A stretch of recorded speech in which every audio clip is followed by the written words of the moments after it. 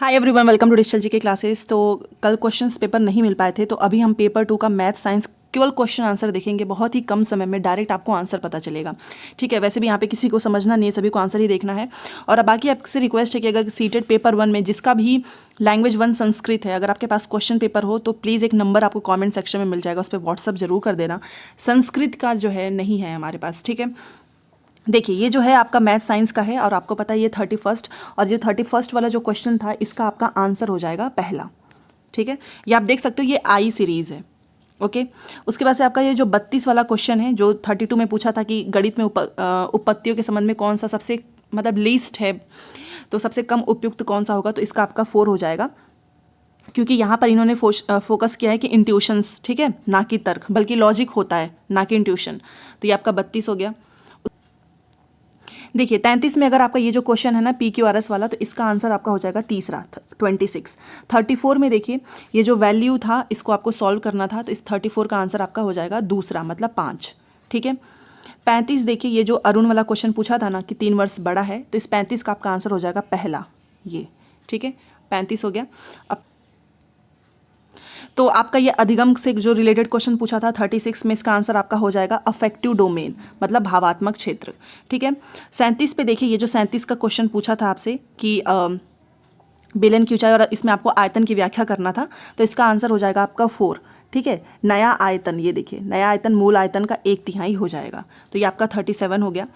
ये देखिए 38, तो इसमें आपसे पूछा था ना वैन हेले से रिलेटेड, तो इसका क्या आंसर हो जाएगा, तो आप देख सकते हो इसका आंसर होगा आपका दूसरा।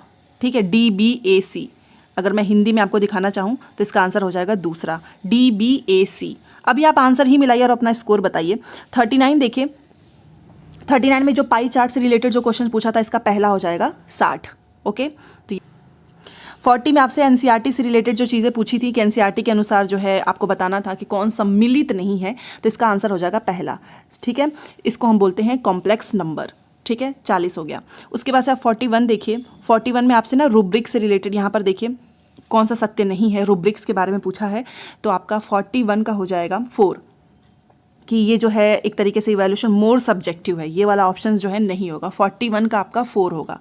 ठीक है, 42 का देखिए यहाँ पर जो ये आपसे क्वेश्चन पूछा था कि इसमें आपको इसका मान बताना है, तो 42 में हो जाएगा इसका 19 मतलब दूसरा ऑप्शन। ठीक है, 42 तक हो गया हमारा। अब 43 का ये जो क्वेश्चन आपसे पूछा था कि इसमें क्या इसका मान होगा, तो आपका ये जो 43 है इसका -5 होगा, इट मीन्स कि 4 होगा। ठीक है, 44 देखिए यहाँ पर जो क्वेश्चन आपसे पूछा है कि अंतःकोण का क्या मान होगा, तो इसका आपका हो जाएगा पहला 154 डिग्री। ठीक है, 45 देखिए ये जो आपसे सम से रिलेटेड जो क्वेश्चन पूछा था ना कि भिन्नों का योग क्या होगा, तो इसका आपका हो जाएगा दूसरा 2:39/40। ठीक है, 45 तक यहाँ तक हो गया आपका 4। उसके बाद से हम 46 यहाँ पर देखते हैं, तो यहाँ पर आपसे पूछा है कि आकलन के अर्थ को नहीं समझता है, तो ये आपका 46 का जो है आंसर हो जाएगा कि यह विद्यार्थियों को एक तरीके से लेबल करना तो नहीं सही है, तो इसलिए ये हमारा आंसर हो जाएगा दूसरा। ठीक है, 46 हो गया।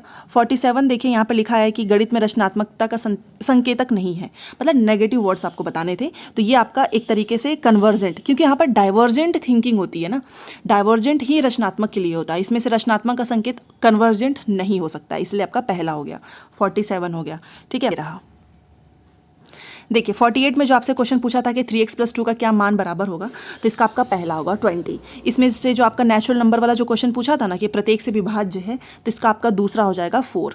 ठीक है, उसके बाद से आप यहाँ पर देखिए ये जो NCF से रिलेटेड जो क्वेश्चन पूछा है कि कौन सा सबसे कम महत्वपूर्ण है, तो इसका आपका हो जाएगा तीसरा, क्योंकि आप शॉर्टकट खोज रहे हो गणित में। ठीक है, तो ये आपका 50 हो गया।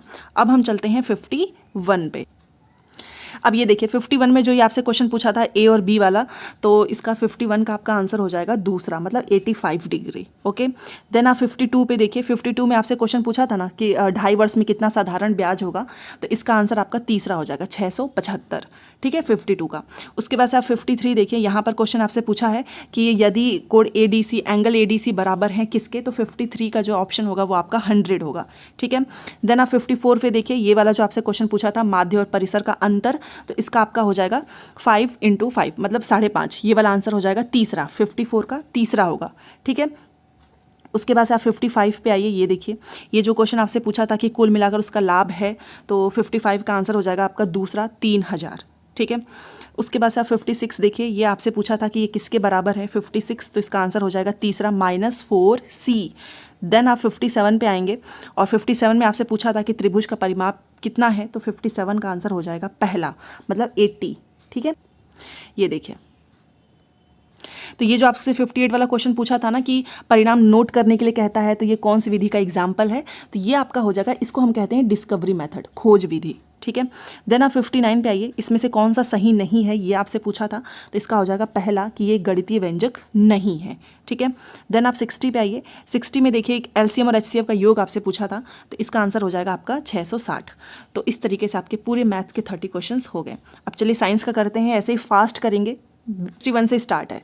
ठीक है, तो यहाँ पर देखिए आपका जो ये पहला क्वेश्चन पूछा था ना कि ये ABCD वाला, ये आई है, पहले बता देती हूँ, आई का सीरीज़ है। तो 61 में आपका जो है पहला हो जाएगा, डायरेक्ट आप आंसर मिलाइए पहला। ठीक है। उसके बाद से आप 62 देखिए, यहाँ पर आपसे पूछा था कि विशेषता नहीं है, तो इसका आपका हो जाएगा तीसरा। ठीक है। देन आप 63 के बाद से जो है आप 64 पे आइए, ये देखिए, ये एजर्शन एंड रीज़न वाला क्वेश्चन पूछा था, तो इसका आपका आंसर हो जाएगा 4, दोनों ही गलत हैं। ठीक है। उसके बाद से आप 65 पे आइए, ये भी एजर्शन रीज़न का क्वेश्चन पूछा है, इसमें आपका दूसरा सही होगा और व्याख्या सही नहीं है। ठीक है। 65 के बाद से आप 66 पे देखिए, ये एनालिसिस हो रहा है, बाकी डिटेल में चीज़ें बाद में आएंगी।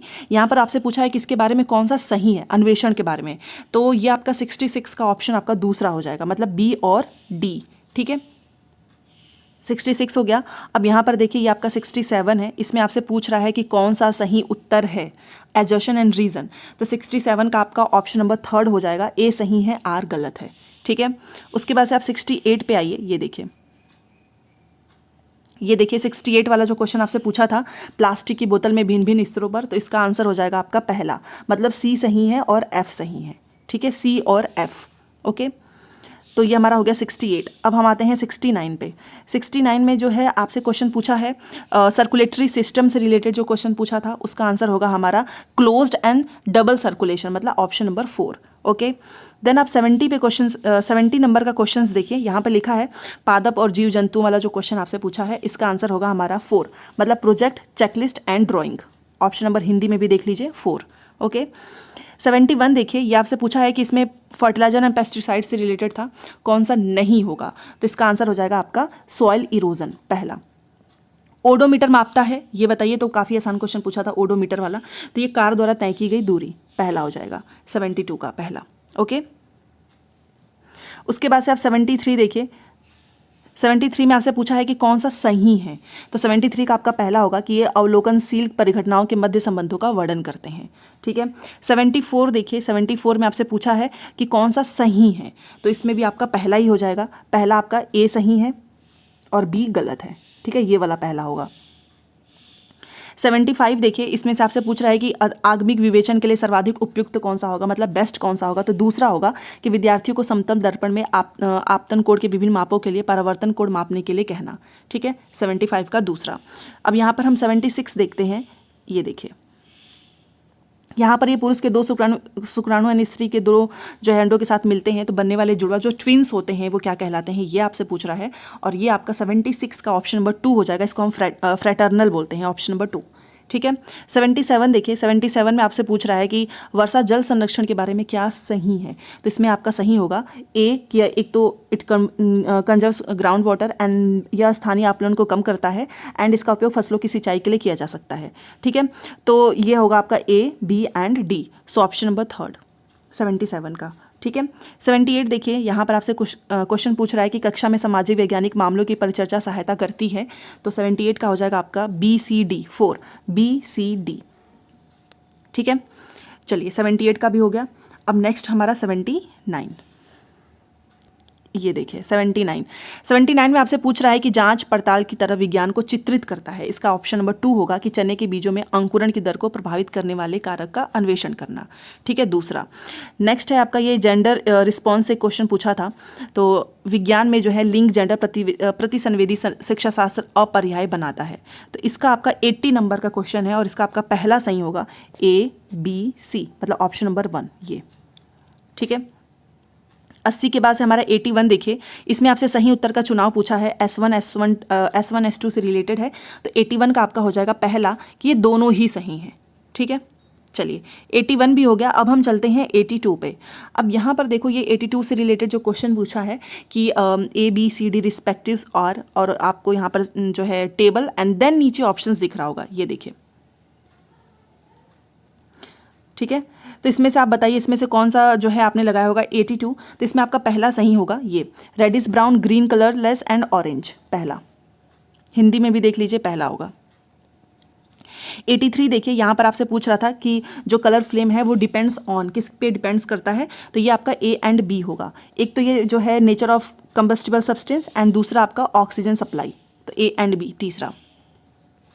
83 के बाद से यहाँ पर देखिए 84 है, और यहाँ पर है कि पृथ्वी पर पवनों के जनन एवं बहाव के लिए उत्तरदायी है, ये क्वेश्चन पूछा है।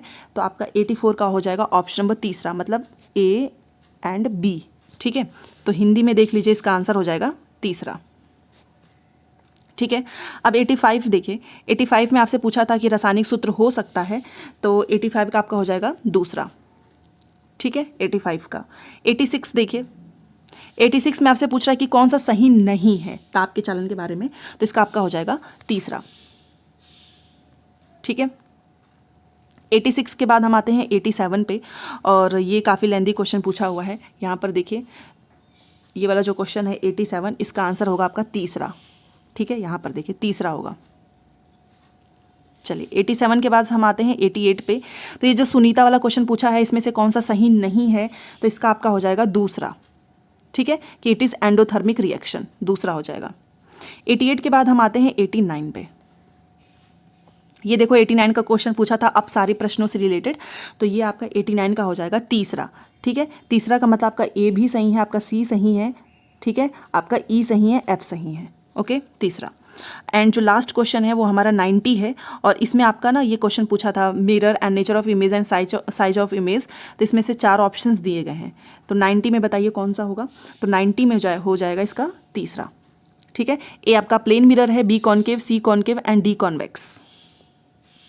तो ये साइंस का हो चुका है। बाकी संस्कृत का आप मुझे व्हाट्सअप कर दीजिएगा अगर आपके पास हो तो, पेपर 1 का। मिलते हैं नेक्स्ट क्लास में। Thanks for watching.